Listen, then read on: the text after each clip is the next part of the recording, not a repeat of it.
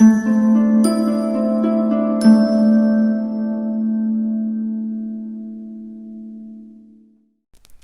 and welcome, Katy here, and today I'm participating in a celebratory hop for my two crafty friends, Debbie J and Neha, to celebrate their November birthdays. Debbie J of Debbie J's Crafting Corner and Neha of Crescent Creations have teamed up to put together today's hop, showcasing lots of birthday-themed projects to inspire you. We hope you find each project as inspiring as the next. At the top of the description box, you will find a link to the next person on the hop. Be sure and watch all the videos and leave a comment and a thumbs up to be entered into the fabulous giveaways being offered. If you haven't already subscribed, I hope you consider doing that now. I'm trying to reach my next milestone of 1,000 subscribers, and I can't do it without you. I really appreciate your support. Be sure and check out the description box to see all the fabulous offerings and further details from our wonderful sponsors. Let's jump in. Okay, first, I want to wish Debbie J and Neha a very happy birthday, and thank you so much for inviting me to participate in your hop. The products I'm going to be using in the video today are the Cat Scrappiness Happy Day stamp set, the Slimline Foliage Frame die, also from Cat Scrappiness, and the Uppercase Condensed Alphabet die set, again from Cat Scrappiness. The watercolor paper I've got there is Arch's hot pressed watercolor paper. Any hot pressed watercolor paper will do, and as long as it's 100% cotton. I definitely recommend that your watercolor paper, no matter whether it's hot or cold, is 100% cotton. And I've got my Procyon pigment powders. Any pigment powder is going to work, and I'm going to link a playlist up of projects that I've done with my pigment powders. And again, I say it in every video, any pigment powder will work for these techniques. Your color burst, your Nouveau shimmer powders, anything. Okay, so first up, we've got lemon yellow that I've applied the powder to my panel. The panel measures 4.5 by 12. I just cut that 9 by 12 paper in half. And now I'm coming in with some watermelon. So I like to layer up my colors. You can add them all at once and then spritz them with your powder, but I find you have better control when you add them separately. So start with your lighter color, get it wet, nice and wet. I'm using Perfect Pearls, but you could use just regular water. And then I go in and add my darker colors. So lemon yellow and watermelon for that first panel, nice pretty oranges, yellowy oranges. Now I'm going to come in for my second panel with deep yellow, laid that color down, coming in with the Perfect Pearls. This one's a little bit deeper of a yellow, obviously it's called deep yellow, so a little bit more orangey in my opinion. But I'm going to come in with several other reds. So first up, we're going to do fire red. Then I'm going to come in with Chinese red.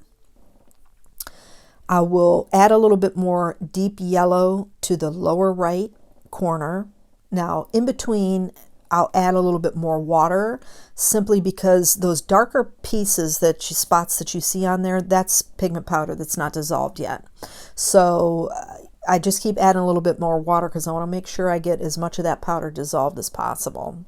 Now, and then the last color I had was Fuchsia Red after I did a second bit of deep yellow in that lower corner.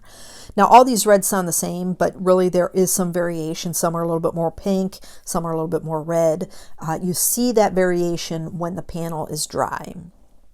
Here I'm taking a piece of cold press 100% cotton. This is the B watercolor paper, and soaking up some of that water. Now I'm going to be honest, I'm not a big fan of ink smushing.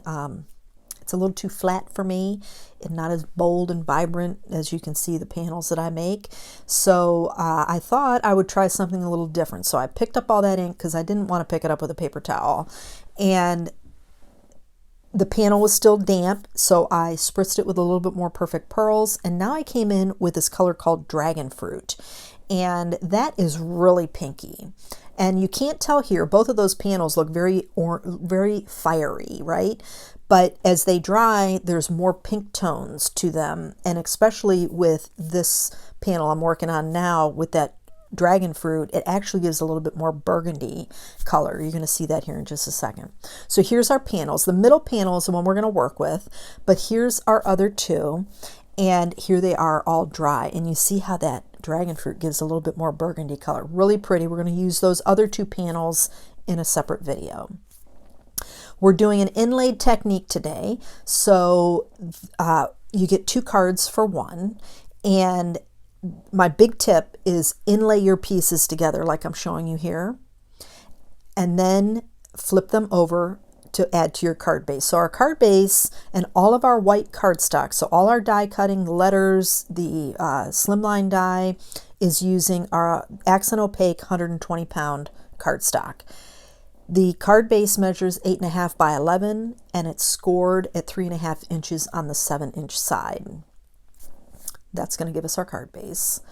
Now, as I mentioned before, laying your pieces in to your, to inlay your pieces like you see right here. Then flip it over and add your adhesive.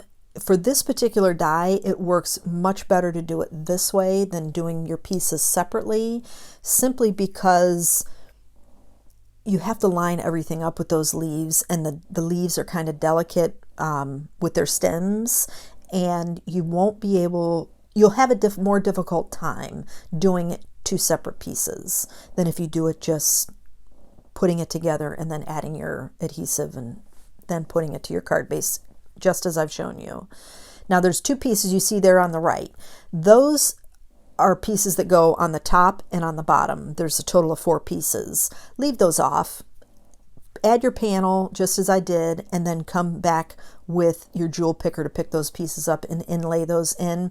They're too small to worry about and much easier to do separately. So here's our birthday word. So each letter's been cut out 3 times with that accent opaque cardstock, the 120 pound, to give us some nice dimension. And I really like this cardstock. I know it's been out for a while and reviews have been done, but it's really nice, and it's actually a lot brighter white than the Nina Classic Crest 110 pound that I use, and I really enjoy that too. But this is affordable, and you gotta save the dollars when you can, when you're crafting. So that's what I used for this.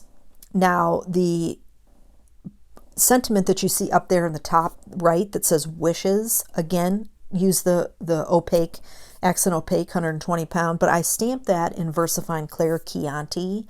This is the stamp set. This is from March of 2018 Hero Arts card kit, and it comes with a coordinating banner. So I cut the banner out twice, and I'm going to adhere that there between our A and our Y, and that's going to finish up this card. Our second panel, oh, real quick, I'm going to show you. So the little fine hairs that we get on our card die cuts, you can't avoid them. I think it has to do with the cardstock. There's a long and a short grain to cardstock, and manufacturers generally don't disclose what direction the cardstock is. So you're going to get the hairs no matter what you do. So I recommend adhere everything down and then take a nice stiff bristled brush and really burnish and rub those hairs off, and then take a fine paint, a soft paint brush, and wipe them away, and you'll get rid of them. But as far as avoiding it, it's not the dyes, it's the paper. So all we can do is figure out ways to get rid of it, and that's the best way I've found, is adhere everything down and then burnish and wipe it away, and you'll be good to go. Okay, so happy. Again, die cut 3 times. I thought the white was not contrasting enough. It didn't have enough contrast. So I took foil cardstock. It's very thin, almost like printer paper, that I got from Michael's, and die cut that out and put that over the top. So even though it's 4 layers, it doesn't add so much dimension to it as if I were to put a 4th layer of like the 120 pound. Now here I'm showing you that one of my favorite things is the wire guided Fiskars trimmers. If you have one, use this to create your sentiment strips. These wire guides show you where it's going to cut.